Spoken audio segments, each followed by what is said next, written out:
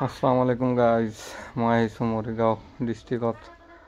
মৰিগাঁও ডিষ্ট্ৰিক্টৰ অকণমান ভিতৰুৱা অঞ্চলত আপুনি আপোনালোকে দেখিছে পথাৰত মাকৈ খেতি, আৰু এইফালে মাকৈ খেতিটো বহুত ফেমাছ। লগতে ধান খেতিও কৰে, কিন্তু ধান খেতিটো একেবাৰে কম। মাকৈ খেতি বহুত ভাল হয়, আৰু কমচে কম এবিঘা মাটিত 30-35 হাজাৰ টকা মাকৈ ওলায় বছৰেকত।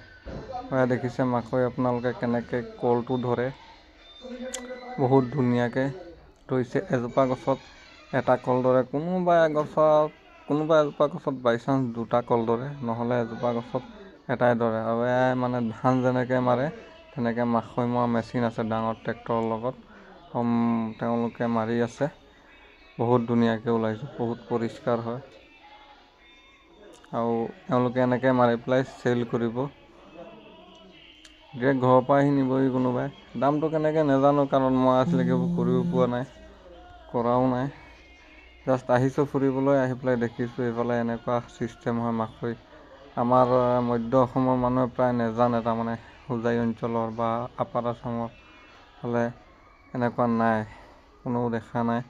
ময়ো দেখা নাই আজিলৈকে মাকৈ কেনেকৈ মাৰে। দেখিলোঁ বহুত ভাল লাগিলে। ইয়াত এইবিলাক চব যাব সেইফালে ওলায়, এইফালে তোমাৰ মাকৈ প্ৰচেছত ওলাই আহে।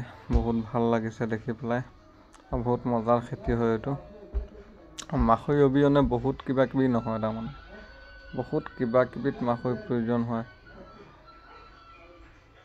তেওঁলোকে দি আছে, আৰু ওপৰত এজন আছে, তেওঁ মেচিনত ঢালি আছে।